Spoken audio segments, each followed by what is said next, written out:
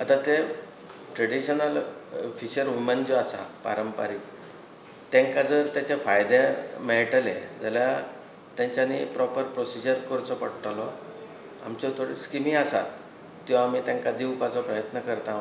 तांकां आतां आज तेंची एक मागणी आसली की ते नुस्त्यान बर्फ पळय घालता त्या बर्फाच्या संदर्भांत ते म्हणूंक लागले की आमकां ते बर्फ प्रोवायड करचो. आमी तेंचे ते मागण्यो मान्य केल्या. बाकी आनीक दुसऱ्यो आसा गोश्टी, तांकां उदक नासता, टॉयलेट फॅसिलिटीज ना, ह्यो खुबश्यो कडेन चडश्यो ह्यो समस्या भेडसयता.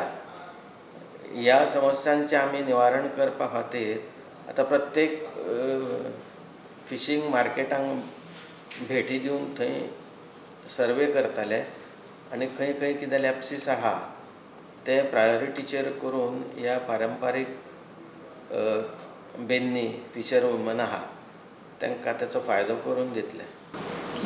क्लिनींग करपा खातीर प्रश्न नाशिल्लो काय म्हणटा क्लीन करपाक? तेच म्हणजे तांकां ते नळ बी उदक बिदक बरोबर जाय.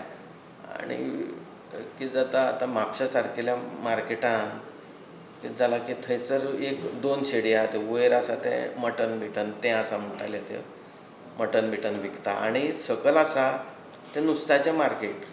वयर जें मटणाचें बी मार्केट आसा ताचें उदक सगळें रक्त बी सकयल गळटा म्हणटा ती.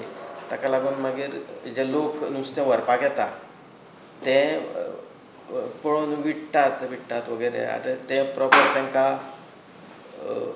मेनटेन करून तेजी घाण बीण जाता साचता ती घाण बीण वेवस्थीत मेनटेन करून आमी तांकां अशा तरेची जी मार्केटान जंय जंय घाण आसा ती घाण स्वच्छ करून आमी तांकां बरे तरेन दिवपाचो प्रयत्न करतले.